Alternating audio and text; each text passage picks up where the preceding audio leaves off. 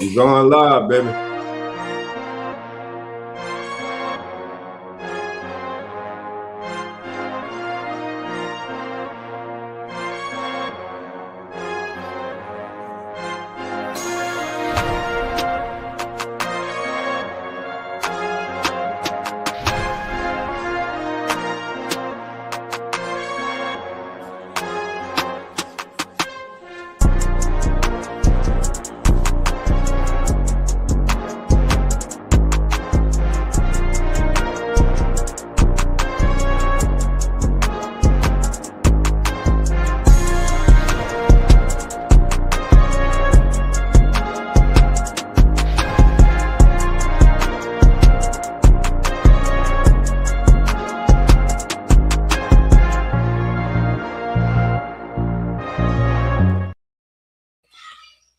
NFL Nation, how you doing?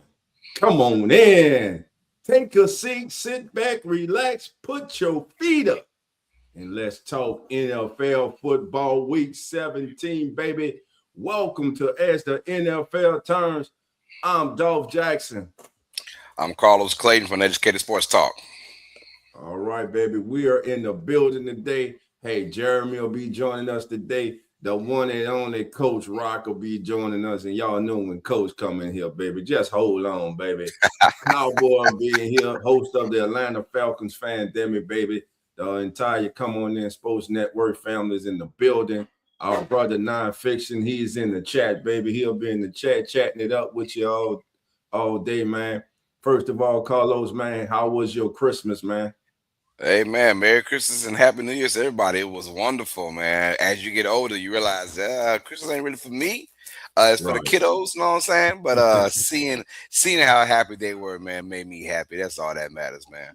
Right, man. That's what it's about, man. All about kids, family, man, love, man, and just blessed to see another one, man. You know what I'm That's right. saying? That's right. Blessed to have those around you who you love, who you care about, man. And That's yeah, you're so right, man. It's about the going kids, into especially the when you see your kids growing up, man, and oh yeah, you going into the start 2026 reminiscing, year, like, man. dang, man, my kids, like, I got 4 teenagers now, man. Damn it. Well, it's Ooh. adulthood right now, you know. Oh So yeah, yeah. So Yeah. hey, man, it's something to make you step back, Get you man. reminisce a little bit, you know. Yeah, Yeah, I yeah, hear you you on know, that. make you reminisce, man, about the good times, Oh things you yeah, of did with the course, of babies, course. So, Yeah. man, but look, man, let's get into this NFL, man. Listen, it started on Christmas Day, and it started, man, with one of the most fierce rivals in the National Football League, as it was the Dallas Cowboys taking on the Washington Commanders. I almost said that last name, but pretty soon that last name may be Uh, back, man. uh-oh, So uh-oh. so I'm just saying there's a vote going coming down, baby. I think it comes back next year. But anyway, man, what was your thought on this Cowboys Commanders game? Well, it was very unfortunate. It was one of those games that had nothing to do with the playoffs anymore. We thought the Cowboys a couple of weeks ago had a chance to, kind of make it interesting in the NFC East. But nonetheless, though, you played the game. One, I gotta give love to Josh Johnson.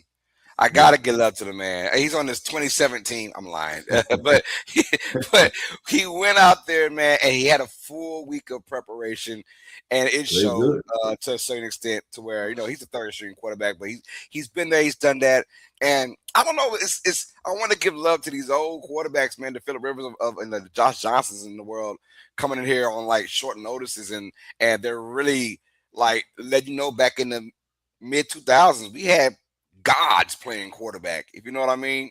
We had a godlike football figures, Peyton Manning, and obviously Aaron Rodgers is still doing it to this day Right. right now. But then you had Philip Rivers and Tom Brady and Drew Brees, and we had like you could tell like if these guys were in somewhat tip top shape like a Philip Rivers is, they can come in there and just with their mindset, man, be able to communicate and run an offense. So it was cool to see Josh Johnson out there. As far as the Cowboys go, they got the win. It wasn't how they wanted to, but a win is a win. So that's all Right. that matters. And very unfortunate they kept that game close, but they got the dub. And then let's really talk about because there's no playoff implications in this game. So pretty much all three playoff games on Christmas kind of had a low as far as like star power who was available. And the Cowboys, no, it's a game that on paper you saw it. you had to win that game, obviously. And Dak Prescott did his thing enough, and that's all it was, man. But the Commanders kept it close. That's all you ask for is a close game on these type of games that have no playoff implications. Right. So I mean, listen, Dallas jumped on Washington early. I mean, a touchdown on the opening drive. So the moment everybody remembers, of course, will be the 86-yard touchdown pass from Dak to Turbin. But that play made it 21-3. And from that point on, the Commanders were chasing the game instead of dictating it. And one thing that when you look into, when I was looking at this game, I was like, I don't know if everybody really paid attention to this, but the Cowboys ran 87 offensive plays in this game. The Commanders ran 41. So let that sink in for a moment. 87 offensive plays to 41. That's not normal. That's not normal. I mean, that's a tempo takeover, and that led to Dallas controlling the ball for nearly 18 more minutes than the Commanders. So you got your defense on the field that long, man. They're going to wear down, And another thing I took for the game is Dallas didn't beat Washington by exploding. They beat them by exhausting them. Like I said, that time of possession, man, 87 offensive plays. Your defense is on the field. They're getting stressed. They're getting beat down. Every long drive wore down that Commanders defense. Every first down forced Washington to run their offense back up, to run their defense back on the field. That's how big plays lose their power. But again, man, good win by the Cowboys. But like you say, unfortunately for the Cowboys, the win does not do anything for their playoff hopes, as they have been eliminated from playoff consideration. And man, when the season started and when the schedule came out, everyone looked at this game as a possible NFC East game to decide who wins the NFC East, but most definitely to solve playoff position. But these teams are in the playoffs. I said the same thing. I said as I was doing the scheduling, you're looking at it and you're doing your picks and predictions for your records. You're like, yo, this could be the game right here that can determine the NFC East. Because I had at one point both these teams, I had them at double-digit wins. I think I had Washington at 12 wins. I had Dallas at 11 wins for the year, and so just unfortunate. But that's why you play the game, and everything from injuries to just not getting along. All that plays a part into the NFL season, and both these teams got a good bit of it. Yes, they did. All right, family, we are being joined by two more hosts of As the NFL Turns. To my immediate left, you see him, Atlanta Falcons pandemic host, the one and only. What's going on, everybody? What's in the building, baby? What's going on, brother? Cowboy. Hey, man, what's going on? We back in the building. What's up, chat? What's going on, brother? All right, man. And, man, my big brother, you see him there under me, right under me. He got the G on, baby. He representing, baby, GSU, baby, Grambling State alumni, former football letterman at GSU, man. Coach Rock, the game has changed. Coach, man, what's going on, baby? Man, you brought Cowboy before me, and I was like, man, he had my deepest sympathy, bro. Like, oh no! Come on, Rock, Cowboy. You gotta say the best for last. You gotta say the best for last. Cowboy on the screen, right quick, man. Look, man, for years, bro, I've been praying for you and your Atlanta Falcons team, bro. I'm hoping 2026 be the same year for y'all. Y'all gonna be shit and worse shit. The same outcome for the next 30 years, bro. But for me to you, man, Happy New Year. I love you, brother. I love you. Man, I appreciate it. Same to you, brother. Same to you. I'm glad y'all, you were admiring the background and everything, but we'll welcome you back there, Coach. We'll welcome you back. I got a jersey for you, too. You know, at one time he had one of them things. He did. I tell you what, if he comes back, I got a Jesse Tuggle jersey for him. Oh, You remember that? You remember that girlfriend you had? She say, "I gotta get away from her. She ain't no good." And you never look back. Hey, man. man, shout out to our brother Nonfiction in the chat. What's going on, brother None? What's going What's on, up, None? Merry Christmas to you None and in the the family building. too, my brother. All right, man. That's funny, man. All right, man. Let's move on to. But before we go, man, Cowboys and Coach, man, let's get your thoughts quickly on this Cowboys Commanders game. Shout out to Jonathan McCaustle right quick. He said, "Morning, fellas. What up, Jonathan? What up, Jonathan? Come Yes, on, Jonathan. Come on in, brother. Hit that subscribe button if you're new to the channel. Yes, sir. Yes, sir. Going to touch the birds. All right, I got you. Jonathan said, "Rounds gonna touch the birds today, baby." Everybody coming at them Falcons. Hey, man, we sought after. We sought after. We got this game, mother pork chops over rice. What up, mother pork chops over rice? That's a hell of a handle right there. That look good. Mother pork chops over rice, baby. Yeah. Hit that subscribe button if you're new to the channel, man. Appreciate you. Love. Come on in. We also got Money in the building. Money AJ says, "Yo, what up, Money? Come on in. Thanks for being here. Subscribe, baby. Hit that like button. Thanks for showing love, Money AJ. What's up, Money? All right.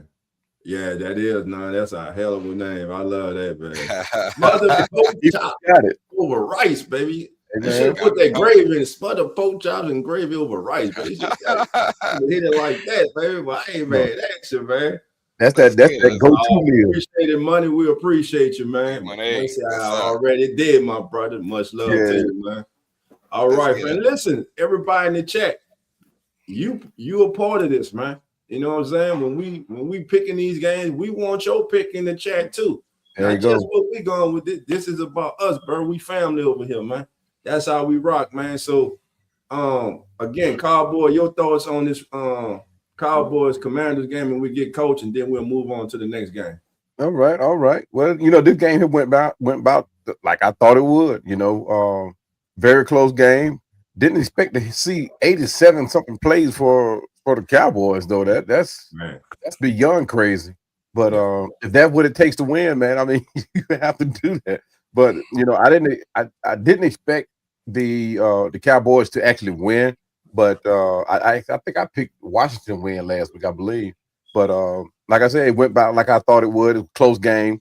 Dak Prescott, he's one of these guys that, through the season he balls out, come down to the playoffs when things look to be in his lap and in his hands, and he kind of disappear. Things just don't quite go right for the Cowboys, especially against on division rivals. But shout out to Dak Prescott. He stuck my foot in my mouth, and it don't taste very good because I don't like the Cowboys. I don't even like speaking on the Cowboys. But hey, shout out to Dak Prescott for pulling the win out.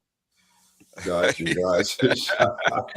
You said Cowboy don't like the Cowboys. Cowboy don't like the Cowboys, man. What's strange is my wife's whole family are Cowboys fans. I mean, every last one of them. On the crew. They sound familiar?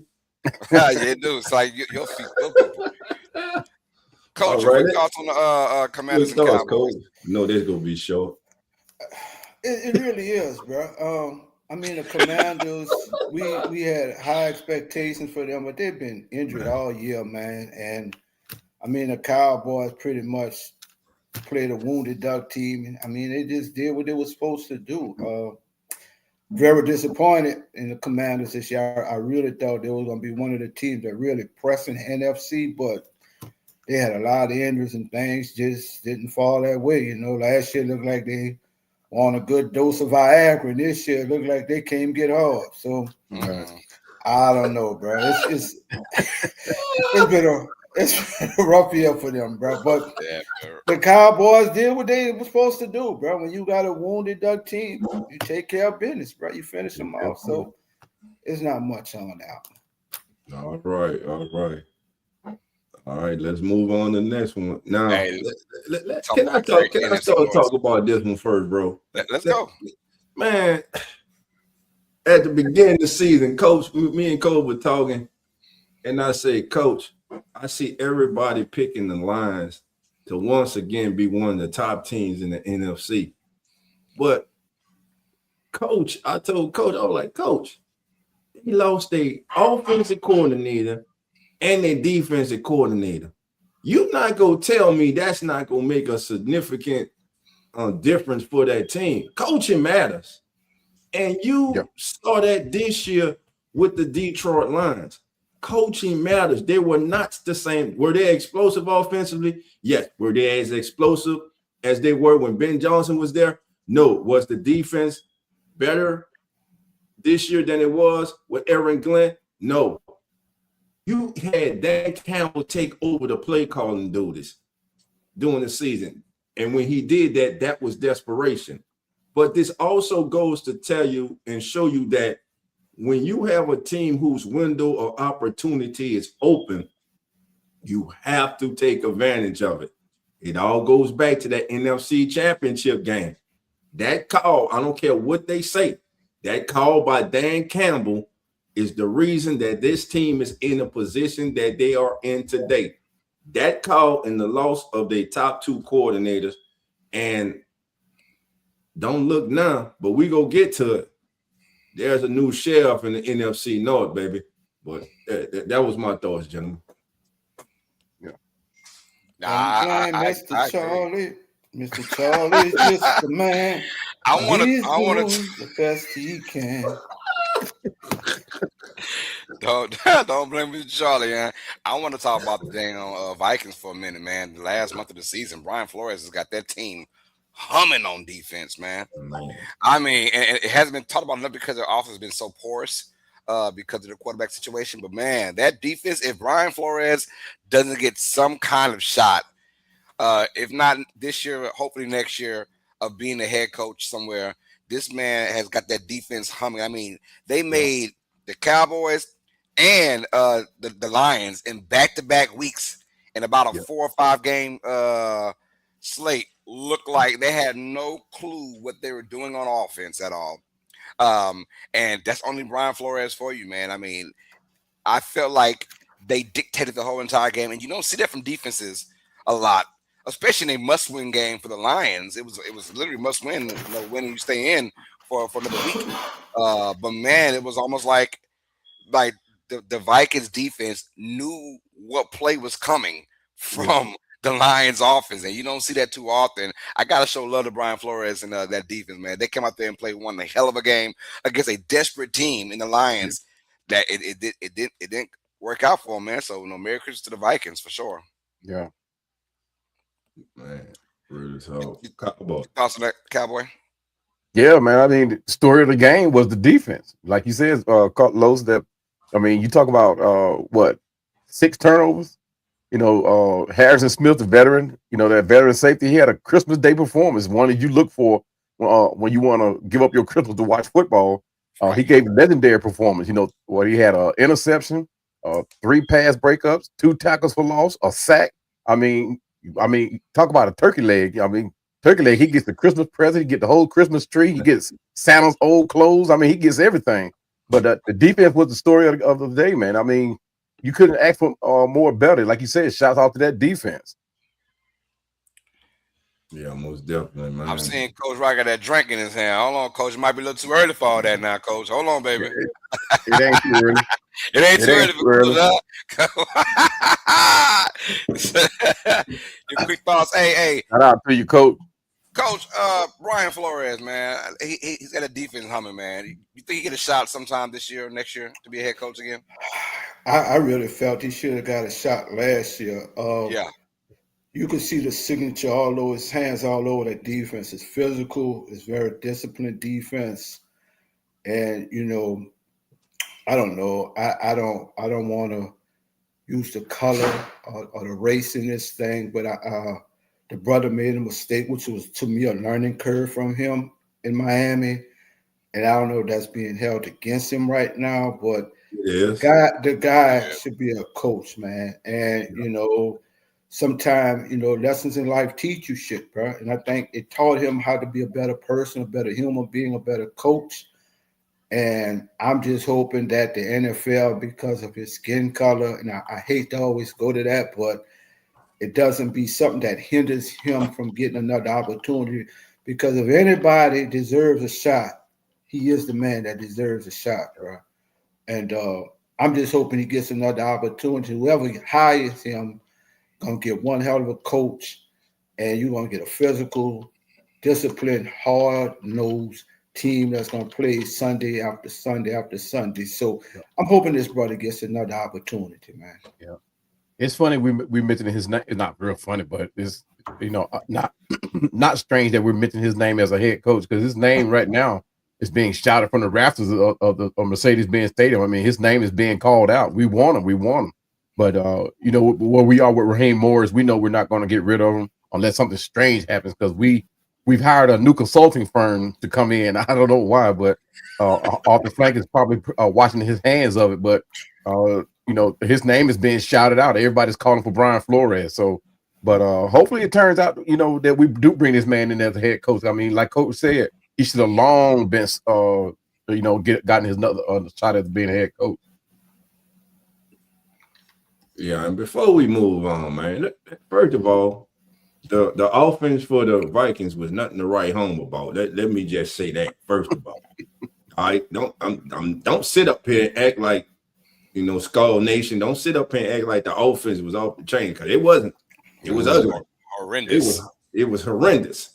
All right, but one thing that did happen that we need to talk about is that Justin Jefferson next week needs 27 receiving yards to pass the great Randy Moss for the most yards through their first 6 seasons in the NFL by any player. Right now, Jefferson's at 8,349. Randy Moss in his first 6 seasons had 8,375. Now he should have and could have been past this season, but the horrible play at quarterback for the Vikings has hindered him this season. Yeah. And I'm gonna say something that Skull Nation may not like, but I got inside sources. Justin Jefferson, if things don't look better under center, may start looking around the league. I'm just saying. I can see that happening. Hey, bro, hold on 1 second, bro. Bring that back to Dolph, bro. Bring that back to Dolph. Bring that back. Say, bro, I'm telling you, everybody on here, I need 500 of y'all to get on here right now. Get this nigga clean. Look at this dude, man. This nigga clean as Stephen A. Smith. I need a nigga to blow him up right now. I want Stephen A. Smith on this show, bro. This nigga clean as Stephen. Let's go. Some love, man. Stand up, bro. Let him see you, baby. Let me see you, man. I'm good, man. You surprised him, man. Hey, the only thing I can say about this right now is you look real good in that red, bro. You look real good. But it ain't for that behind you. Man, he messed it up already, bro. Yeah, he done messed up the ball. He killed I got to double my shot now, bro. I need to double a shot now, bro. He don't need to double my shot, bro. Hey, he stole a moment, though. A lot of folks stole the moment, bro. Hey. He stole everything from us. Still our players, our GMs, and still everything from us. God damn it, they want everything. You look like Arthur Blank. All you need is that jacket. Off the blank. Hey, look, just give me the check. You sounded like Dracula. Man. Just don't go in Lennox Mall and buy. Do not go in. No. Stay away from Lennox Mall. Stay away from Lennox. All right. Let's go on to our next match now. The last game of Christmas, man.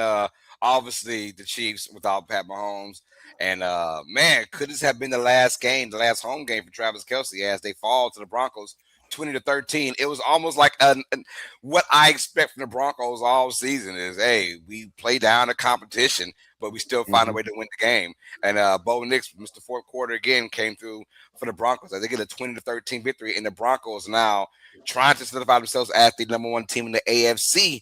Your thoughts on this game real quick? How about you, Dolph?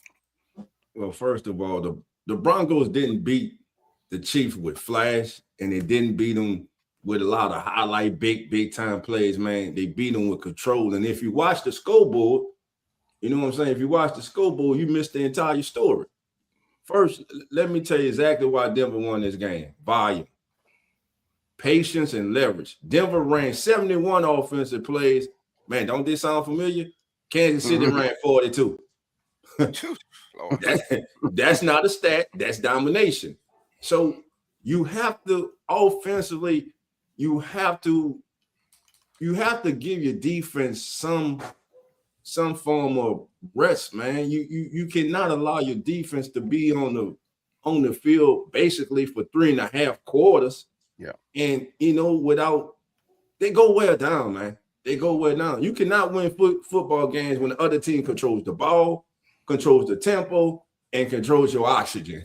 and basically that's what happened in that Kansas City drive. And look, Denver's longest play of the night was 23 yards. This was an ugly ass game. The Chiefs' longest play was 14 yards. 23 yards and 14 yards. Here's what scares me about them, that offense. We know they got a championship defense, but in the playoffs, can number 10 raise his level of production and play in the playoffs to lead this Broncos team to the Super Bowl? The defense is there. Yeah. It's on Bo Nix. And again, 23 yards was the longest play in the night. It don't matter how you win as long as you win. But in 2 weeks in the tournament, if they don't have the number 1 seed, 3 weeks for them in the tournament, it's going to be really difficult for them to advance with an output like we saw against Kansas City. Yeah. I agree. I mean, you Saints fans, y'all know all too well how coaches, he exploits team weaknesses. And Sean Payton went on and he saw how, like Dolph just said, he saw this team wearing down. He saw that defense wearing down. So what did he do? He relied on his depth players who were fresh on the bench, to come and exploit their weaknesses. Play after play, you couldn't ask more from what Sean Payton has done, and he's going to be the catalyst behind Denver even going forward after they don't clinch this AFC championship.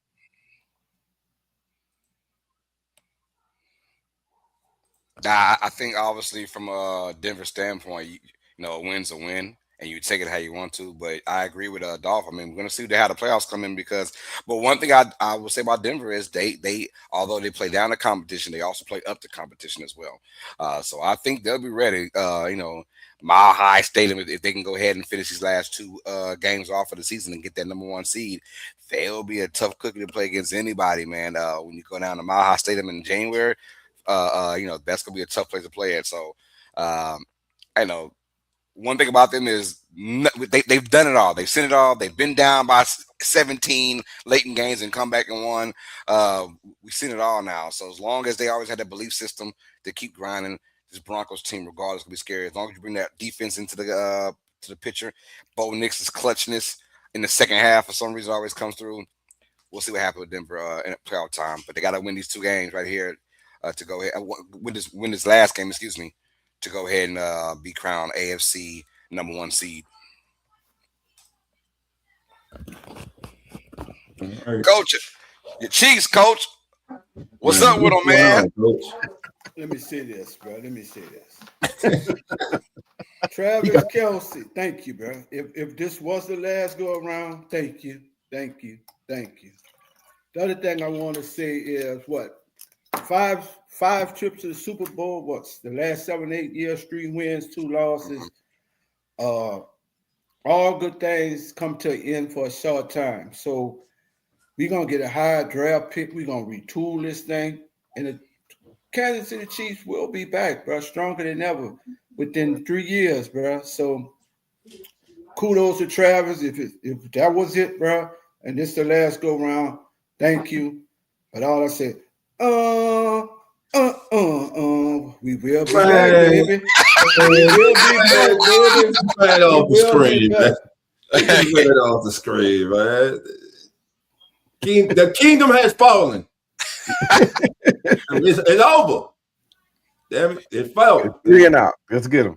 We got Jeremy in the building from Come On Bills. Jeremy, what's up with it, brother? What's going on, Jeremy? You muted, baby. You muted. That mute button gets you every time. How we doing, man? What's going on? Merry Christmas. There go my dude right there. That's my man there, bro. Christmas. That's my boy, bro. That's my Those man. poor Chiefs. Travis Kelce's gonna be celebrating Christmas at home next year. Oh Man, look, man. I'm putting everything on y'all this year, bro. Don't let me down. I'm riding with y'all this year, Oh man. shit! Kiss the See, day. there we go. Now coach is coming to the dark side riding now. with y'all, man. There you go. Jeremy, that ain't a good thing. I'm telling you. I mean, that's true. That is true. Rocking That that ain't a Josh good Allen, thing. huh? Remember, Rocking that Josh remember Allen every time he don't pick y'all on this show, I'm going with y'all you, It hasn't man. worked out so well. y'all had a bad Sunday. I'm just saying. Hey, it's like a broken clock. It's gotta be right eventually, right? Twice a day. Right. It's gotta be, bro. We gonna rewind this until we get it right, bro. We gonna get it right, though. All right, Dolph. Let's get it jumping, baby. All right, man. Well, it's time, baby. It's time for what? Carlo, it's time for the turning point, baby. Let's get it, man. Let's touch down on it, baby. All right. The Chicago Bears, man. The rise of the Chicago Bears. Let's talk about this. First of all, this right here is the turning point. I'm Dolph Jackson. Thank you for joining us. But shout out to the Windy City, baby. For years, the Chicago Bears were a punchline, a franchise stuck in neutral, a franchise searching for identity, a franchise living off history instead of building a future. Oh, but yesterday, baby, everything changed as they went from worse to first. That's right. The Chicago Bears are NFC North champions. Let that sink in. They didn't back into it. They didn't luck into it. These Chicago Bears, they earned it. And when the Green Bay Packers lost, the door didn't just open, the Bears kicked it down. And it all starts with the architect, the head coach. This turnaround starts with one name, head coach Ben Johnson, a first-year head coach who didn't inherit excuses, but instead he built structure. He brought clarity, he brought accountability, he brought a modern vision of football that fits this roster. This is not a team guessing anymore. This is a team that knows exactly who it is. Got Brooks in the background, the quarterback. And then there's Caleb Williams, a young franchise quarterback who didn't just survive his situation, he thrived in it with Ben Johnson. Under Ben Johnson, Caleb Williams has grown up fast. He's made better decisions. He has better command. He has better pause in big moments. That's coaching, meaning talent, not getting in the way. Now let's talk about the other side of the ball, the defense. Because this, my friend, may be the single biggest reason for the Bears turnaround. The Bears defense doesn't just stop you, they take the ball away. That starts with one of the best defensive minds in football and defensive coordinator, Dennis Allen. This defense plays fast, they play angry, they play opportunistic. They flip games with turnovers and they flip momentum with pressure and their identity. And here's the part that nobody wants to deal with when January comes around. You have to face the Chicago Bears. The Bears run the football and they run it with bad intentions. They're one of the most punishing running games in the National Football League. This team will line up and dare you to stop them. You know what's coming. They make no bones about it. They're coming straight at you. What are you going to do about it? So far this season, Not many teams have been able to do anything about it. Now, the transformation, why this is real. This isn't smoke. This isn't a fluke. This is sustainable football. And here's why. You have a head coach with vision, a quarterback with confidence, a defense that hunts the football, and a running game that wears you down. That's not just how you win divisions, my friends. That's how you win Super Bowls. That's right. That's how you enter the playoffs as a problem. And make no mistake about it. The 2025 Chicago Bears in the playoffs, they gonna be a problem. The Bears are not happy to be in the playoff. They're not just celebrating the banner. The Bears are serious contenders. And yes, this is a team with a real path to the Super Bowl. So in closing, family, this season wasn't about fixing the Bears. It was about revealing them. From worst to first and feared. This was the moment. This was the turning point. I'm Dolph Jackson. Say, bro. I don't know if it was the drink or it was the music, but what Dolph talking about the Bears, a guy just woke up and got his virgin broke last night, bro. Oh, man. Come on, man. Oh, man. The Bears going to be the first team with their ass home in the playoff, bro. But it was good, though. It was good. Real talk, man. You got to talk about the turnaround, man. Did any of us see this going into the season? I don't know. Maybe it was the music, bro. But you had me there, bro. Like, and man, you were just sitting there using your hands and stuff. And shit. Like, man, look at Dog, bro. Dog getting animated with this shit now. Oh, man. Coach is just drawing you in when he Hey, well, look, I did my job. did the job. Yeah, good job. Did the job. Hey, let's break down why the Bears are now being talked about as if your team. They have officially been the NFC North champions with the Packers loss last night to the Baltimore Ravens.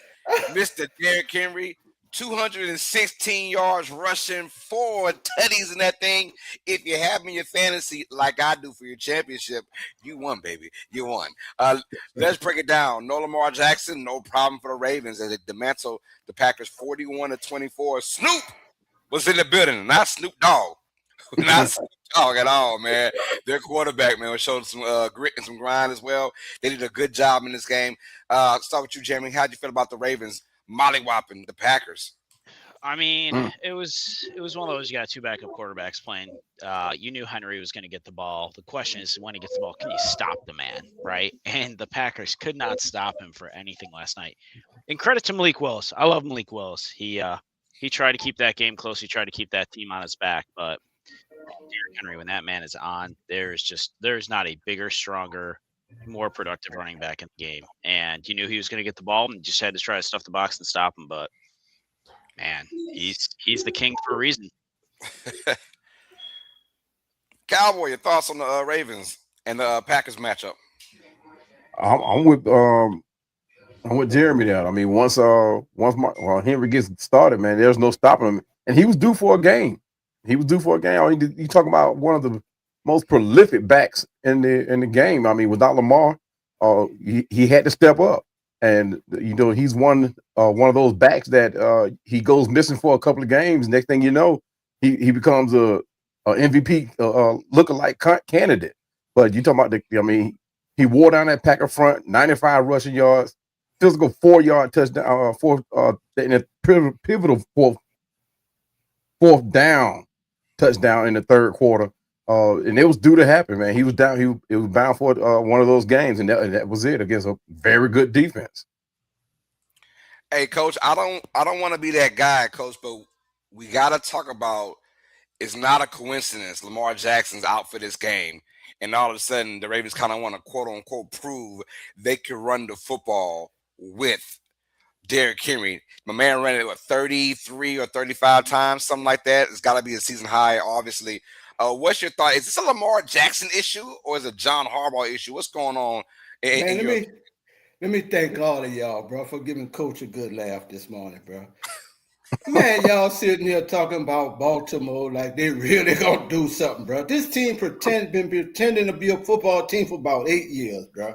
You know what I'm saying? So if they get in the playoff, they're gonna be out, bro. So let's start pretending like this really a real football team. This somebody that's impersonates. I don't know who the hell they impersonate, bro, but they make you think they one thing, and when they get to the playoff, they like Cinderella. Not one shoe come off, both shoes come off, bro. So that's all. Man, kill this shit about Baltimore, man. They've been pretending for the longest that they like really a football team, and they really ain't shit, bro. Now to that coach, I don't think that nobody was saying that they'll go in and place in the football in the playoffs, but it was just a good game for them. I mean, nobody picked them to win against, especially without Lamar. But my thing, Lamar has not looked like the Lamar that everybody expects him to be. But what I'm saying, we've seen all season good games. Yeah. But when it counts, where are they? This is where I'm at with Baltimore. Me and Dolph had this a while back. I'm tired of them being impersonating this team during the regular season, and then when it counts, they're nowhere to be found, bro. I'm done with them in the regular season. Show me what you do in the postseason. I'm done with the regular season. Yeah. Consistency counts, though, right? I mean, it happens. It's one of those things that people are not finding in the NFL, whether you're a fan of that team or not. Consistency is one of those things that's going to keep you. And this is one thing that has bit the Cowboys. You get into the playoff one year, and then next year you look like you're going to win it all, and the following year you go out first round. So consistency is key, and that's what has bitten Lamar and the Vikings. Yeah, man. Man, like who was that? Neil Mall say it's definitely coaching and play calling issues in Baltimore. Jim Harbaugh is long overdue to get fired. How many times we're going to sit here and blame the players, which of course they get the majority of the blame because they're out there on the field, but who's leading them?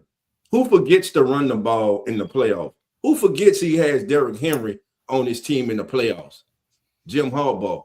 If you're the head coach and your offensive coordinator is not giving one of the greatest running backs in the history of the national football the ball in one of the most crucial games of all in your entire season, the playoffs, which you bought in the Baltimore for to help take the load off Lamar Jackson, you have one of the most exciting, electrifying quarterbacks with the ball in his hand in Lamar Jackson, and you got Derrick Henry, but yet and still, every time we get in the playoffs, it's a no-show for Derrick Henry. But not because of Derrick Henry, because of coaching. And Jim, has John Harbaugh been successful? Yes. The man, has he went to the mountaintop and brought it home? Yes. Okay. But the thing is this, enough is enough, man. He keeps failing this team, man, in the playoff. And like Coach is saying, they get to the playoff. Oh, what are we supposed to expect for them? Are we expecting them to make the AFC Championship game? I'm not. And by the way, that defense ain't what it used to be. So that's where I'm at with that, man, because you get to where you are as being a fan of football and understanding that for the last 8 years, like Coach has said, the window was open. You got Lamar Jackson winning league MVPs. They make the big signing with Derrick Henry, and they go absolutely nowhere. They just give a straight dud in the playoff, man. And I can only imagine the frustration of that fan base, man. Like, and every time each offseason, you always hear those on the big network say, man, they may have the most talented or one of the most talented rosters from top to bottom. But guess what? It never translates to on the field especially like Coach said, when it matters the most in the playoffs. But I'm gonna have to go back to what you said a couple of weeks ago, Dolph. And at some point, you got to hold the players accountable. Because how many times have we seen the Vikings in control of their own destiny, and you see them falter by either Lamar Jackson can't find reasons why he can't hold on to the football, or Derrick Henry can't find a reason why he can't hold on to the football late games. So sometimes you have to look at the players being able to, hold themselves accountable too. Because I mean, like you said, you talk about an offense that's stacked with talent. I mean, Derrick Henry, number one, just talk about that. You talk about one of the best, if not the best, running back in the league right now. And then you talking about Lamar Jackson, who has been one of the top 5 quarterbacks in the league for years. I mean, at some point, you got to put the ball in their hands. I mean, we've seen plenty of times where Lamar fumbled the ball on game-winning plays, and Derrick Henry fumbled the ball, or the line can't stand up, the receivers can't see the reason to catch the ball. But at some point, you got to hold the players accountable.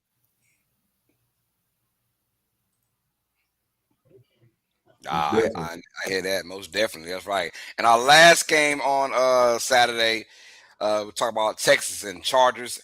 The Texans get a 20-16 victory over the Chargers. That was a defensive-minded game from both fronts. Shout out to both these teams playing hard. That's my kind of game, honestly. But the Texans are the ones who delivered a win, and now they have eliminated the Indianapolis Colts from playoffs, and the Chargers have pretty much eliminated themselves from the AFC West title, which now belongs to Denver, the first team outside of Kansas City in 10 years to win that division. Your thoughts on this ball game? Start with you, Jeremy. Houston and Chargers. And is Houston going to be an actual problem in the playoffs? I mean, I said it last week. I stand by it. Houston's that team I don't want to see in the playoffs. Like, regardless of where the Bills end up in seeding, and I hope we don't have to play them first round. And honestly, if they do make the playoffs, I hope somebody else knocks them out. That defense is just nasty. CJ was looking great first half. Second half, not so much, but still. I mean, the guy's a hell of a quarterback. He's got a great team around him. They've learned how to rush the ball again this year. And that defense, man, they're dynamite. They will find ways to beat you. They'll find ways to make you beat yourself. And I just continue to be impressed every time I watch that team. And the Chargers, man, just disappointed for them. On paper, that team looks great. They got all the talent, and they just can't seem to ever put it together. So, hats off to the Texans, but man, I really hope we don't see them in the playoffs. They say Chargers be charging, right? That's that old phrase. The Chargers be charging. They had 2 out of 5 in the red zone. Talk about 2 touchdowns, and of course those missed field goal opportunities from Dicker, the kicker. We don't ever see that often. Of course, the drop passes that led to interception. So yeah, the Chargers really messed themselves up in that ball game. But the Texans defense, they make you do that. They make you overthink the little things, right? And it's almost like every play they're in the backfield causing havoc. Now we know that Herbert's a really good quarterback, and he made some outstanding plays himself in that matchup. But man, shout out to the Texans, and I agree with you, Jeremy. I don't want to see Houston either. I don't care who it is, whether they're on the road. This is the first time I felt like, this team, if they don't win the division, they still have a chance on the road to beat somebody. So I'm liking what I'm seeing right now from this Texas squad. Obviously, the Chargers, they charged that game. How do you feel about them, Cowboy? Are they still like playoff contenders in your championship contenders in your opinion? I think they still contenders. This is one game that actually surprised me, but. With any team that jumps out with that much momentum, in the first 6 minutes of a game, 14 points, and despite Abraham with his broken hand, 236 yards, 1 touchdown, I mean, he just couldn't catch up. I mean, especially when you have your facing a defense like the Texans had going. I mean, he was sacked 5 times. I mean, that's one thing that any team will suffer behind. Once you build that momentum in the first quarter, it's very hard to catch up. You're talking about 6 minutes into the game, that critical red zone interception that happened. I mean, the Texas defense just stood up. I mean, they was ready to play that day. And it's like Dolph was talking about it earlier, that physicality, when you especially this late in the season, playoff time, that's what's going to win you the championship, defense. Amen to that. We also got folks from India showing love. We got Shubham Narayan. Says hi from India. Welcome. Come on in. I got a question for everybody. What up, Coach? I got a question for everybody, and I just want to hear your opinion. So, when DeMeco Ryans took over this team, we saw the Texans become one of the strongest teams. They made a nice run in the AFC playoff. Last year, they fell off a little bit. Yeah, the quarterback get hurt. Now they're one of the teams that nobody really wants to play. So, moving forward with DeMeco Ryans, if they don't make the AFC Championship game or the Super Bowl, and you look at all the pieces that he has added to this defense and offense, do you feel like they've reached their ceiling with DeMeco Ryans as the coach? I'm sorry with you first, Dolph. How you feel about that? No, the problem with the Texans, and there's someone who's in the chat who said Texas is gone. Larry Watts 30. And Larry, this is a question for you. The Texans will not win the Super Bowl. They got Super Bowl caliber defense. They will not win the Super Bowl because of C.J. Stroud. C.J. Stroud has gone in reverse. From that rookie season, he has not gotten better. Where has he improved? Nowhere. He continues to make bonehead decisions. I don't know what's happened to this kid. I don't know if it's the change of offensive coordinators, quarterback coach, or whatever, but this is not the same C.J. Stroud that took the league by storm. To me, he has gone backwards, and basically the last 2 years has been stuck in neutral. To me, he is not elevating the players around him. He is not making them better.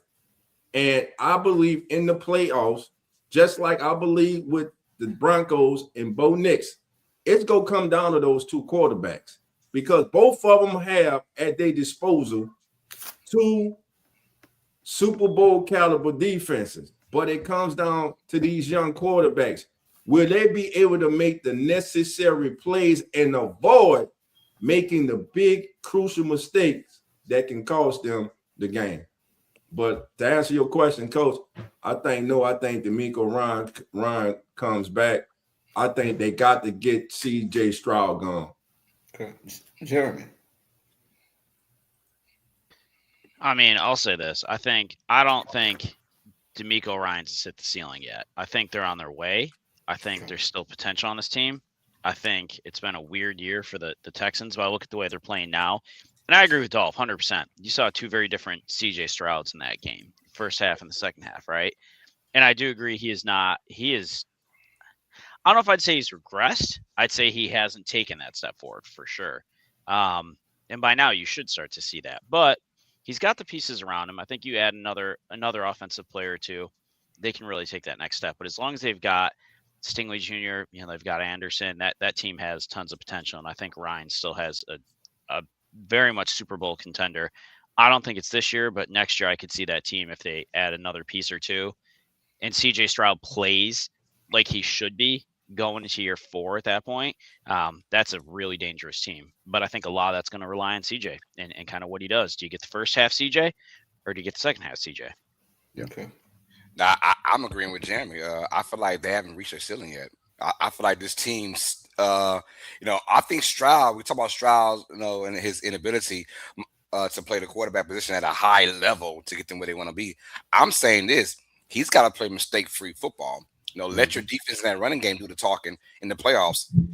And I feel like just don't make any mistakes. And if he could do that, this team can go far. And then hopefully they can get their ceiling further on later on in maybe next year, the year after that for sure. But I feel like this team right now, they just need their quarterback to not make any mistakes. And you can ask Stroud to do that. And if he does do that, man, that defense is so damn good. And their running game with Marks and Chubbs has been looking better as the year has gone by. I like this team, and they could win it all this year. I know it sounds crazy and absurd, but it's the first time, and they won the South the last couple of years now, and they won their first round playoff matchups at home and then got beat down on the road next in the divisional round. I feel like this year, whether they're at home or the road, they can go out there and beat teams and be competitive. And I feel like if you blink, this team can find themselves in the AFC Championship game, how they're playing. So that's one team you do not want to see at all in this particular playoffs at all. So Dolph, what is your window with CJ Stroud? How many more years you give him till you feel he maximizes where he needs to get to? Entire rookie contract and the 5th-year option. Okay. You pick up that 5th-year option. If he hasn't, like Jeremy say, if he hasn't taken that next step, maybe he's hit the ceiling. Maybe he's all he's going to be right now. Which is not a bad quarterback, but is it a quarterback to take your franchise to the promised land? I don't know. Okay. Only time will tell. I mean, but we're splitting hairs here. I mean, if you think about it, right? Like we're talking about a quarterback that's got us to the playoff the past 2 years, right? Like, so it's not like CJ Stroud is playing so terribly that he's hurting his team. Right. He's just not playing at the level we would expect, a rookie of the year to take that next step. Right. Yeah, I agree with Jimmy on that one. I like that. All right, let's go on to our Week 17 matches now, man. We got a good one, y'all. So strap on, as Rico Dotto would say. Strap on, y'all. Seattle Seahawks, right now, the road goes to Seattle. If they can win their last 2 matchups, they will be the number 1 seed in the NFC. But they got to go through a really Jekyll and Hyde Carolina Panthers squad. We don't know on any given day what Panthers team we're going to get. I will start with you first, Cowboy. Seahawks, Panthers, man. Who you got to win this matchup and why? I mean, as my title says, that it's the NFL. It continues this Week 17, right? So you never know what you get. The NFL is right where they want to be. Nobody has a definite winner of any game coming in. But the way the Panthers have been playing here as of late, you would think this would be a sure win for the Panthers, right? But you're looking at how the Panthers defenses have played, right? When they're expected to win, they don't. When they don't, when they are winning, when you expect them to lose, they show up and they win. And it has been shown as of late, but this is one of those games you're playing against a very tough team on both sides of the ball. So which one of these Panthers teams is going to show up? I'm taking Seattle on this one.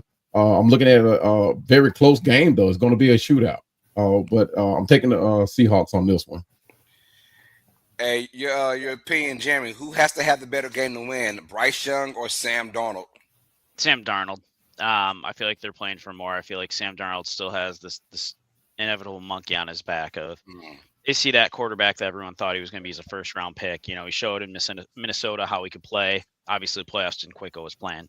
And now you come to Seattle, right? Whole new world you're in, new team, whatever. And he's yet again found a way to elevate that team. But the question is can he still win those games when he needs to?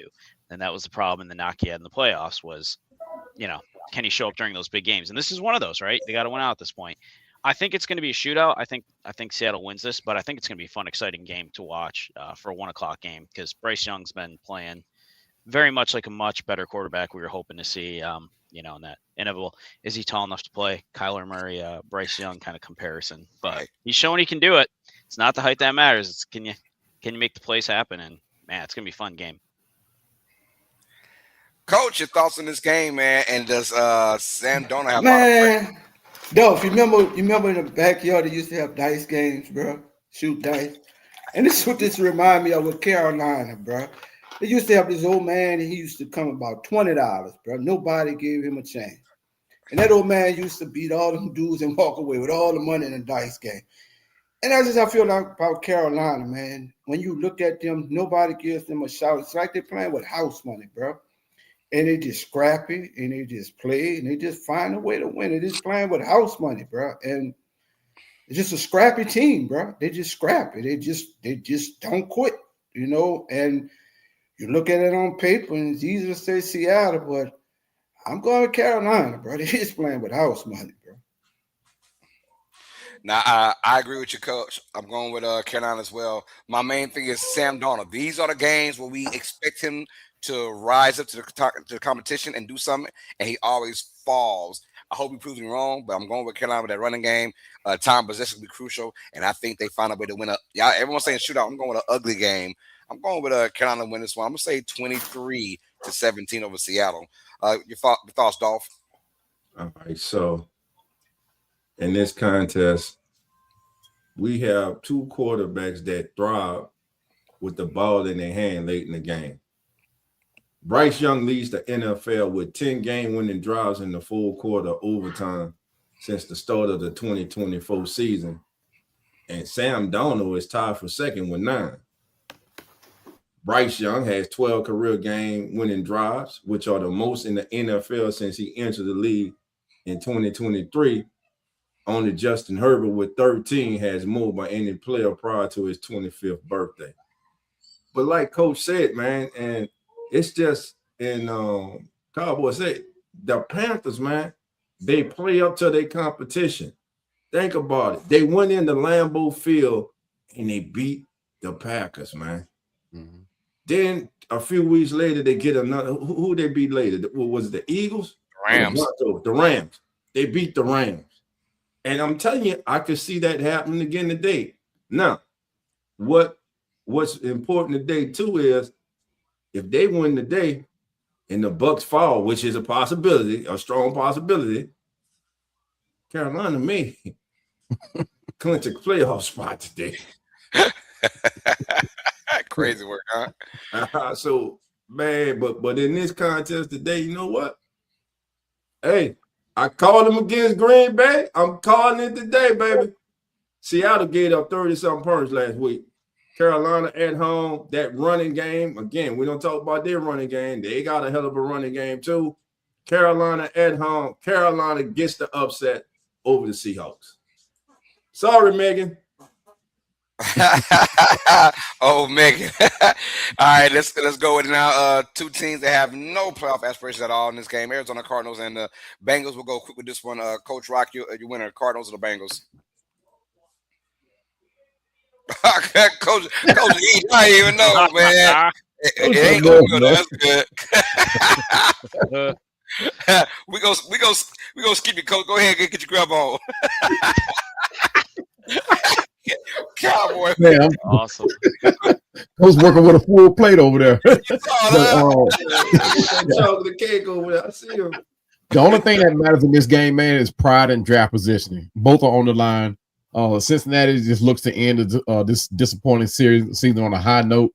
But going into this game, man, with T. Higgins that's questionable, I'm taking the Cincinnati Bengals on this one. Carolina just have a lot of work to do. Of course, they, like I said, playing for pride sometimes help a team stand up. But I'm taking Cincinnati on this one. I got you, Jeremy. Bengals or the Cardinals. And will Jamar Chase get a touchdown? He hasn't scored a touchdown in about 7 games now. Will he get a touchdown today's game? He'll get one today. I mean, I'm gonna go Cincy just because I gotta pick one of these two teams. I think the most fun thing is gonna be see how many yards end up getting thrown for in this game between Burrow and Brissett, because man, I could see them passing 600 yards. Yeah, easily between those two. So I think it's gonna be one of those high scoring, high intensity. We're just gonna air it out down the field for 50 yards every play and see what happens. So, but I'm going Bengals on this one. And we got a real tidbit from Real Fan Sports. Both teams about to give up some yardage on the ground. Chase Brown chasing some bonus money today. We got a lot of that going on. Matter of fact, hey, watch out. They said Sam Darnold needs 4 touchdowns to get 500,000. So we'll see how that goes. I don't know. We'll see how that goes, right? I'm gonna go quickly. I'm gonna go Cincinnati as well. What about you, Dolph? Joe Burrow, since he entered the NFL, has a 60.6 completion percentage in the first 5 seasons of his career, which is the best in the NFL with 20 starts during that span. But this year, Joe has a career low at 63.5. That improves the day they get past the Cardinals at home. And by the way, Trey McBride goes for over 90 yards and a touchdown. The kid has 109 catches as a tight end, and you know he's getting the ball. One of the best tight ends in the league. Hey, guys, is this the last year we see Burrow in Cincinnati? I'm going to say no. He comes back. He'll be back. When you're losing like that, it just, you say things that's kind of in your head, but you know that money's still there. I'm coming back and play. Now, I think he has a better chance of like being out the league than going to a different team. Andrew Luck style, right? He has a better chance of doing that than going to a different team. The Bengals won't let him walk for shit. I promise you that. You can leave out the NFL or retire, whatever, but you ain't going to a different team. Not under our watch, no. So, yeah, I think Burrow's still with the Bengals next year, easily. So can I long wolf this one? Go ahead, long wolf it. I'm along with this one. Joe Burrow will not be in Cincinnati next year. Come on. Oh, wow. Hot take, huh? What you eating on, Coach? Man, different than oatmeal. It ain't oatmeal. Yeah, Chocolate. No, that's chocolate. It's cake. That's a chocolate cake. Chocolate cake. Oh man, Coach got that. Hey, You got that sugar rush going on today. hey, that's what alcohol do in the morning to you. Man, All right, y'all.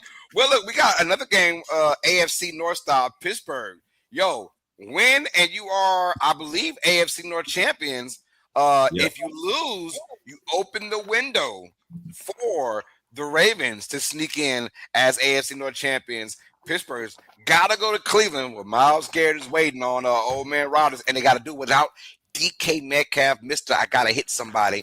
Your thoughts on this matchup? I'll go first. I'm going with the upset. Give me Cleveland. I smell it. I smell an upset, man. I'm going with Cleveland at home, playing for pride. This ain't even about Shedeur Sanders. It's about the defense of Cleveland going to go out there and cause havoc against the Steelers. I think Shedeur does enough to win this game. I'm going with the Browns, man, with an upset. How about you, Jeremy?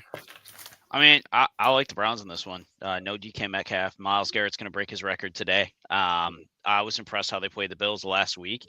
I think Sanders, and I'm not going to go too far down the rabbit hole on this, but I think they're going to get him a lot of quick, short passes to get the game started, get him in a rhythm. And Garrett's just going to do his thing. And if I was Rodgers, I would be very, very worried today. Because as a man, you don't want coming at you. Nah. Cowboy, who wins this game? yeah, it's going to come down to old man winner, old Aaron Rodgers. Pittsburgh clinches the NFC North with the Ravens loss. But like you said, it's going to be all about Garrett and his record, I think, today. Garrett, I think he's going to get about 2, maybe 3 sacks today on Rodgers. Rodgers not so quick to get out of the pocket under duress. So, but it's going to come down to how Aaron Rodgers plays without DK Metcalf, which is very significant. But I think I'm going to still go Pittsburgh on this one. We got a nugget from Swimming or Chaguner says in the last 8 Steelers-Browns matches, the home team has won. Hey, there we go. And Browns are playing at home. Dolph, your thoughts on this matchup? Who you got? Myles Garrett gets the record. Now, let me say that. Myles Garrett gets the second record today. But the Steelers win with no DK Metcalf. Look for Jalen Warren and Kenneth Gainwell to be to be key punch today by the Steelers. Also, hey, let them use you. Let them use you, baby. Let them use you. You see that paper with all them old eloquent ass words on it, trying to read them. Coach got that sugar going now. Take your time, baby. Let them use you. Let them use you, man. Oh Lord, let them use you, baby. Anyway, like I was saying, man, look for Kenny Gainwell and Jalen Warren to be pivotal in today's game, man. Yeah, they're the only team. The Steelers, they're the only team in the league with those they have 2 running backs over 900 scrimmage yards with no DK Metcalf. Look for them, especially Kenny Gainwell, to be big in the passing game, and look for Donnell Washington, the big tight end / offensive tackle, to be pivotal today in this contest. Hey, dog. I'm gonna do it like in the hood, bro. Pittsburgh whipped their ass by 4 teams.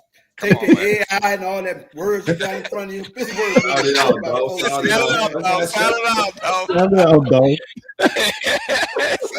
Let them use you, baby. Let them use you. Take your time. Say doing church. It's all right. It's all right. Let them use you, baby. Yes, let them use you. Yes, let them use you. Y'all holler, bro. You don't want to sit there and got that AI shit and got all them fancy words in front of turning all his tongue in his mouth and shit, man.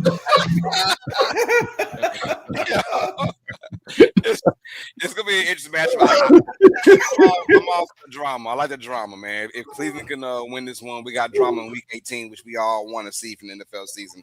So if that does happen, the ones who did pick the Browns, if that does happen, we got drama for Week 18, and we like that. All right, let's keep it rocking and rolling now, y'all. The Jaguars at the Colts have been officially eliminated after that loss by the Chargers. the Chargers still messing up Phillip Rivers, huh? God dog it. But anyways, the Colts will now try and play spoiler over their AFC South rival in the Jacksonville Jaguars. How do we feel about this game? Jaguars off of a huge win over the Broncos. Are they really that team, Dolph? Or just a facade? Let me know what's going on with Jacksonville. This to me is a trap game, a letdown game. You just had that big win that they finally went on the road last week against Denver. Now you come in against a wounded Indianapolis Colts team with 45-year-old old man River, you know what I'm saying, under center man, but doing his thing. But guess what? I believe the Jaguars, they aren't quite ready yet to handle that success, which is kind of good that it happens today. I think it happens today. I got the Colts upsetting the Jaguars today in Indianapolis. So they're the Jaguars now? They're the Jaguars now? I said Jaguars. Jaguars, baby. Put the pink in the air. Jaguars, baby. Pronounce it, baby. Sound it out. Jaguars. Come on now. The Jaguars. Jaguars. Next time I go somewhere, hey guys, y'all see the Jaguars play? Oh man, hey Jeremy, how you feel about this Jaguars team against the Colts? Is this a trap game? I mean, it could be a trap game. I don't see it being a trap game. Jags are going to roll in this one. I mean, I think Phillip Rivers, old man Rivers, is Dolph would say, is gonna try and keep it close. But nah, Jags are going to take this. They're going to end up winning their division and moving on. So give me Jags, 35-21. Yeah, I agree. I'm going with Jacksonville as well. I think the life has been sucked out of the Colts over the last month and a half of the season, and this was that nail in the coffin right here. I think they're gonna have a poor game. Just let's get the season over with, man. I think Rivers like I got my 5 extra years of insurance for my family. I'm Gucci, man. I'm Gucci. Appreciate you, Goodell. I'm gonna ride it out of the sunset. I got a lot of kids to take care of, man. I'm going with Jags for to win this one pretty easily. How about you, Cowboy?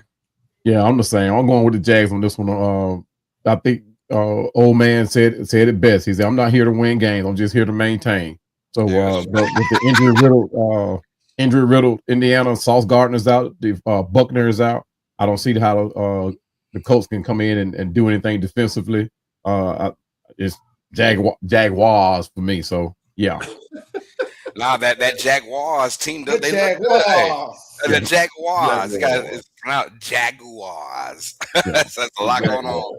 But I like this team. I like the makeup. I like the fact that they found stability in the receiving core too after getting Jacoby Myers.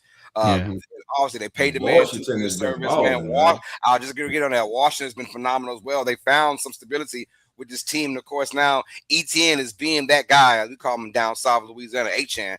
But we know that Travis Achan and company, he has found his spot now. And I knew something was up when they went ahead and traded Tanks Bigsby to the Eagles. They said, you know what, this is our year. We want to assure ourselves that ETN is our guy. And now we got weapons around Lawrence. And look, not saying they're the Texans. We'll find out how that goes because if they win this game, they are the AFC South champions. But I like this Jaguars team. To not go far, I would not be surprised if we see a Jaguars versus Texans AFC Championship game. That's all I'm saying. I would be surprised. I can see that.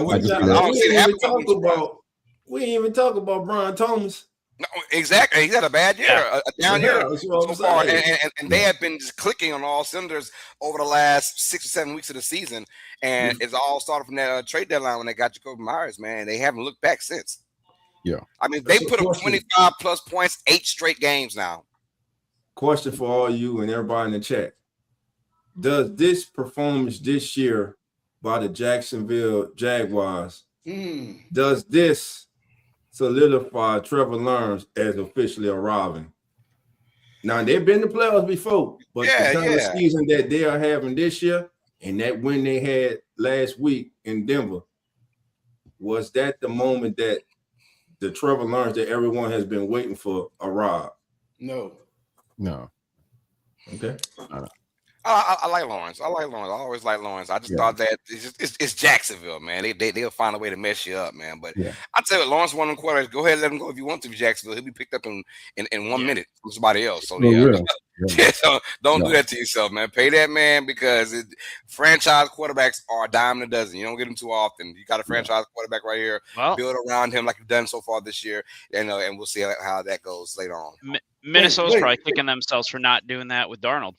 Yeah. They had Jones too on the same damn team. Jones and Darnold, and went with McCarthy. So All right, let's keep it rocking and rolling, man. We gotta go quick with this now. Buccaneers and Dolphins. Buccaneers got to win to keep themselves floatable for the NFC South title, which they could probably clinch next week if they can win today. They have a matchup against Carolina. Dolphins, Buccaneers. Dolphins any chance to win this game, Jeremy? Bucks. Dolphins got no shot. I mean, they got A-Chain, which always keeps you in a game to some degree, but quarterback play is going to be the difference. And Baker's still playing for something. That team's still got more raw talent on its paper than the Dolphins do. So give me the Bucks on this. Coach, Bucks or Dolphins? My question is, both of those teams in Florida, right? So who house is going to cost the most? is the head coach of the Bucks house costing more? Or the Dolphins, because both of them going to be looking for a new home, bro. So both coaches out of there, man. I could give less who wins this shit, but I'm going with the hot dog on this one. They say they got good hot dogs in the stadium. Dress mine up with some chili and shit. I'm gonna go with Tampa to win this matchup. Quinn Ewers is not that guy. I don't know why Miami even thought about even trying to change the whole Tua thing to Quinn Ewers. It didn't look good last week, and it'll look good this week as well, man. Buccaneers rolling this matchup, and set up a showdown for the NFC South Championship next week, which is probably on NBC. Might be. All right, how about you, Cowboy? Yeah, Miami, they starting that young kid, Quinn Ewers, but Tampa would definitely get after this kid, man, just to see how much he got in, how much he think he's ready to play that quarterback position. I would have stuck with Tua, but hey, like Coach said, it's a matter of who house costs the most. So somebody has to make a bold move and make a decision that could possibly save them their team. I mean, their job. So, but I'm going with Tampa Bay on this one. They still got a lot to play for, like Jeremy said. All right, we've been watching the same Bucks team the last several weeks. Because evidently y'all been sipping on what Coach sipping on, eating that chocolate cake. Man, I'm getting upset, man. It ain't no upset, man. Until Tampa Bay gets off this slide, man, and Baker Mayfield has been the reason, throwing crucial interceptions late in games, making bonehead decisions. Until he gets his mind right, and he hasn't gotten it right over the last several years, man, give me Miami, man. That Miami defense playing better. And A-Chain, man, just off the chain, man. Dolphins win this game. Gotcha. All right, let's keep it rocking and rolling then, man. Oh, no. We can't keep it rocking. What's up? You got the wrong wolf this one, don't he? Oh, yeah, you by yourself. Let's go. Yeah, you by yourself. That was a good one. Let's do it, baby. That was a good one. Now we rocking. Let's go. I really thought instead of you did a wolf, I thought you were gonna get cute and do a goddamn hyena or something. You did good. We got Patriots at the Jets, you guys. Real quick, how much the Patriots beat the Jets by? So with you first, Coach. Oh man. Where the game be played at? New York. It's in New York. Jersey. New Jersey, excuse me, yeah. I got the Patriots winning by 24.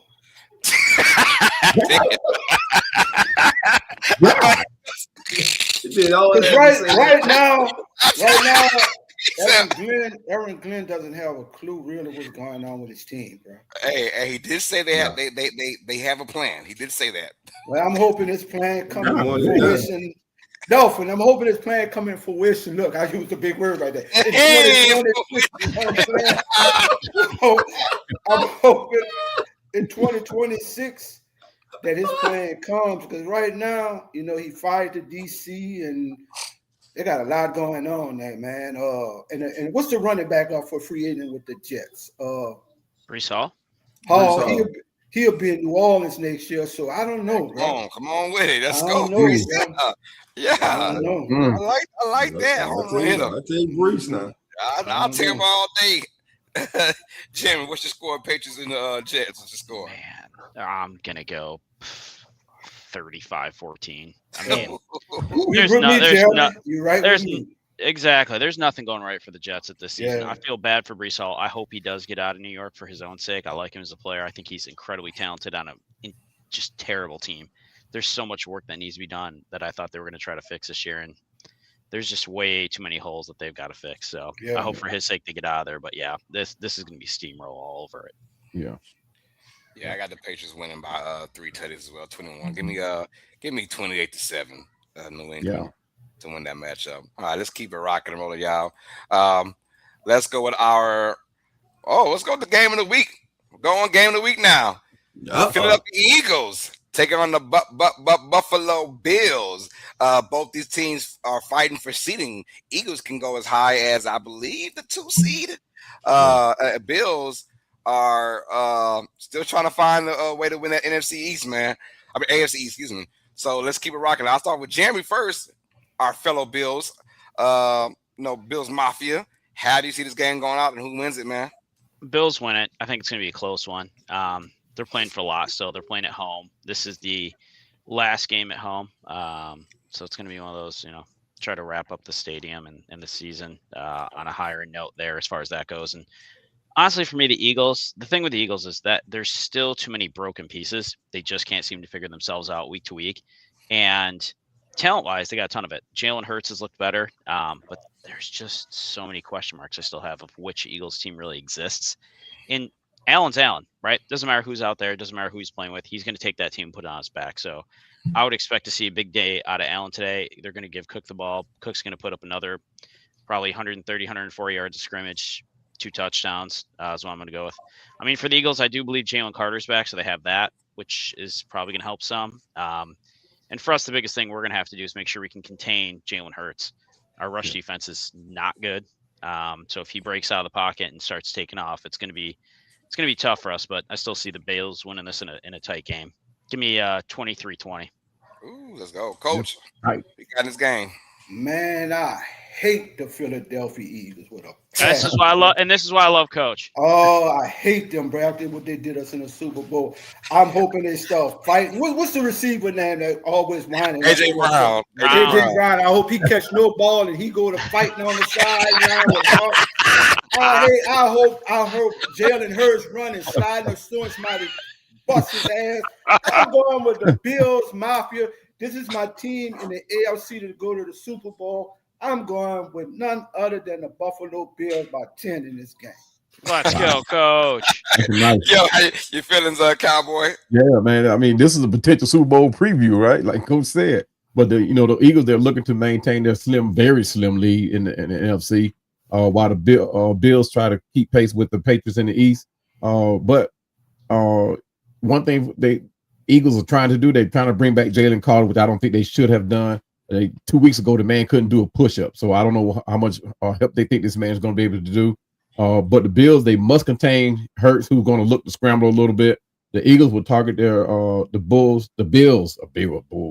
Bills secondary, which is kind of suspect at their safety spot. But I think the Bills have enough to keep the Eagles at bay. But like Jeremy said, that man Josh Allen, I've always liked him. He's going to put the team on his back. Only thing is, he can't fall into these traps of what the Eagles are sure to show him, and that's to bait him into throwing an interception. So they have to keep him in the pocket and keep a good protection for him. But I'm taking the Bills on this one. Oh, Carlos, you're muted now, buddy. All right, yeah, I'm muted now. Look at that. I'm talking about my damn kid came in there for a second, like, Daddy, hey boy, get that off my face. Yo, no, I'm going to the Eagles, y'all. I'm sorry. Going to the Eagles to win this matchup, man. I feel like Philadelphia, this is the time right here. This is the time. I think they're going to dictate Josh Allen. Now, Josh Allen's going to be Josh Allen. But can you make him and force him to do a couple turnovers that he doesn't want to do? Eagles have that kind of defense. I feel like they put that pressure on Josh Allen, but I think Allen's going to run for his life in this matchup.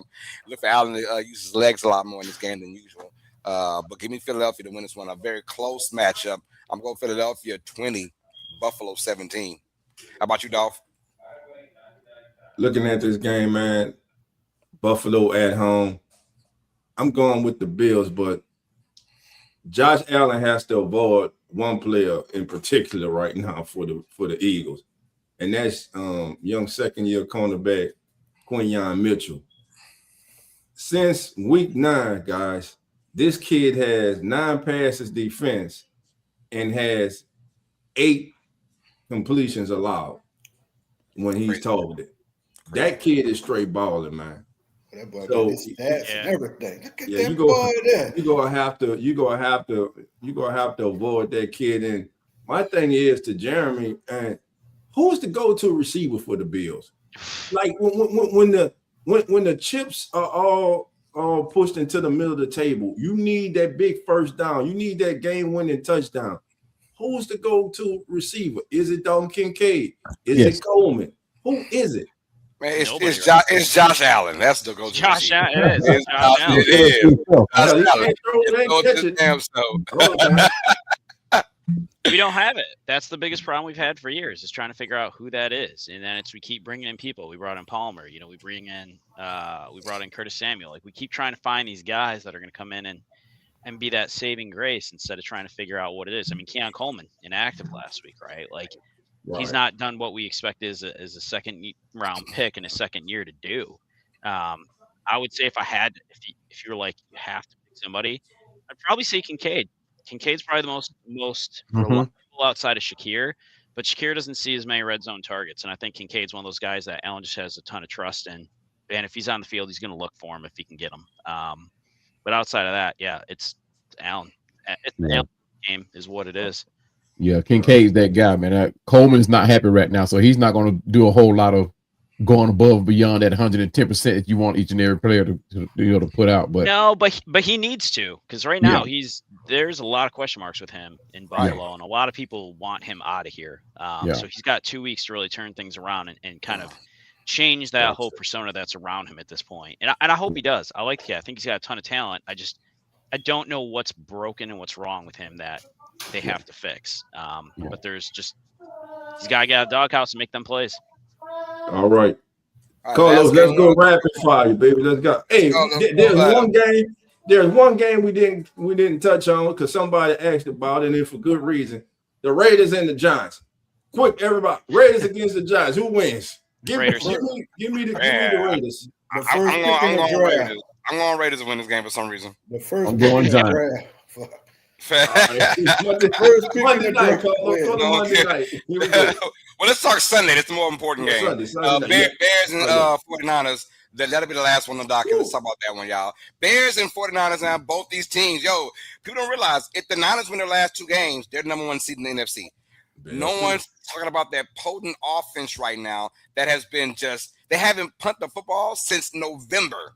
We are about to be in January. They haven't punted the ball yet, you guys. This Niners offense has been going crazy right now. Yeah. They say, hell, the defense. We know the defense ain't there. They are methodically going down the field against everybody, but now they take on a opportunistic Bears defense, and pride is on the line. First place is on the line for it all. There's still a chance for both teams to be number 1 seed in the NFC.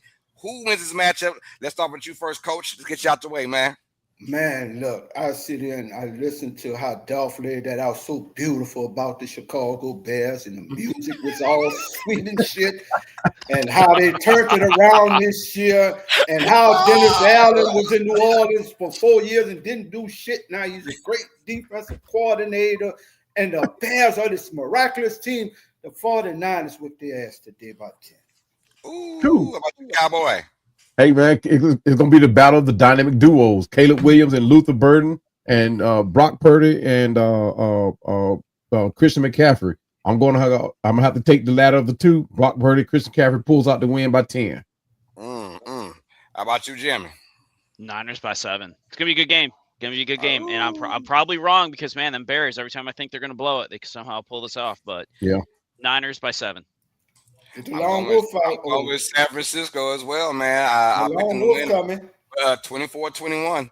24-21. Here comes your long wolf. What about you, Dolph? There you go. That's right, baby. Chi-Town Dolphins riding with you, baby. Chi-Town tonight, baby. Brock Purdy throws 2 interceptions and toss up a fumble. Bears win and they run the ball down to 49ers stroke, baby. Bears 24, 49ers 13. Take that. Ooh, I like that. Okay. All right, Dolphins on you. Let's get out the way, man. Let's get the straight baller. Y'all know what to do.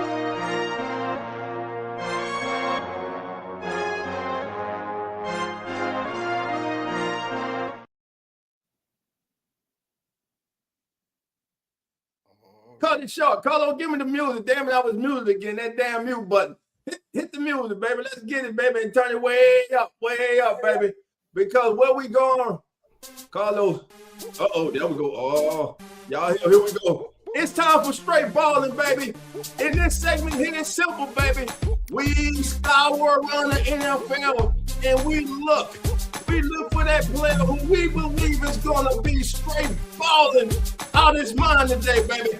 Oh, man, so when I look, baby, I go to not the NFC North, baby. I'm going to the AFC North. The Pittsburgh Steelers taking on the Cleveland Browns. What do the Browns have to play for? Absolutely nothing but Myles Garrett. I'm picking him again this week, baby. He is chasing history. And with no DK Metcalf, eventually they're going to have to pass the ball, and that Steelers offensive line's a little shaky, baby. Give me Myles Garrett to break the single season record for sacks, and he will be straight balling today against the Steelers. Let's go. Hey, I'm going with Ramondre Stevenson of the New England Patriots. They will run up and down all around the New York Jets today. I feel like Stevenson over 100 yards, a touchdown. That's all I'm going with. Ramondre Stevenson as my straight balling player of the week. What's up, Jeremy? Talked to Mom earlier. Going James Cook. 140 overall yards, 2 tutties. They got to win this game. They win this game, they're going to basically lock up winning out as long as you beat the Jets next week. Cook runs, Cook cooks, we win. Give me James Cook. Straight balling. Cowboy, who you got? Oh, man, can you believe it? Can you believe it? Can you believe it? Cowboy going against his own team. He's going against his own team. What in the world is happening in the NFL? But as the thing said, the NFL continues. So I'm going against my own team. I'm picking Puka Nacua for the Los Angeles Rams to be the straight baller of the week. Our secondary has been suspect all year long. They have been kind of holding up with injuries, but we have not been able to pull it together. Puka Nacua is my straight baller of the week. Monday Night Football, you guys. Rams and Falcons. Yeah. And they say the best for last. Coach, who's your straight baller and play of the week? My straight baller is coming off the bench for the 49ers today. None other than Mr. Brian Robinson. 20 carries for 100 yards and a touchdown. He gonna run that shit down the Bears road. And that's our straight baller play of the week, He y'all. didn't even say that with conviction. He ain't say it with his chest. He don't believe that. He don't believe that. Listen, family, listen. This is as the NFL turns. We thank you for joining us. Listen, we'll be here each and every single Sunday through Super Bowl Sunday. And fellas, what we tell them, the doors are now open. So what? Come on in. We'll see everybody next Sunday. Wait. We'll see everybody next year. Before we go, I want to say this with all sincerity, man. Thank each one of y'all for this year, letting us come into your living rooms, your homes, while you're at work, man. Thank you for being there for us, showing us love, showing us support through your good times, through your bad times, through all you went through in 25, man. And from each one of us here, I pray God's blessings on a prosperous 2026 for you all. And I hope God's blessings on your families and each one of y'all. And again, thank y'all, man, for just coming in, a bunch of guys that just act like clowns and we don't know shit about football. We just talk about it. But you coming with us, you let us come in, and we appreciate y'all, man. And from me and all my guys on there, we love y'all. Thank y'all. May God bless y'all going into the new year, man. Amen. Happy holidays, y'all. Hey, happy New Year, man. 2026. Hey, when we be back next week, 2026, baby. We'll be back next week and next year. Next year. See you Yeah. guys next year. Hey, enjoy your Sunday of football, family. We out.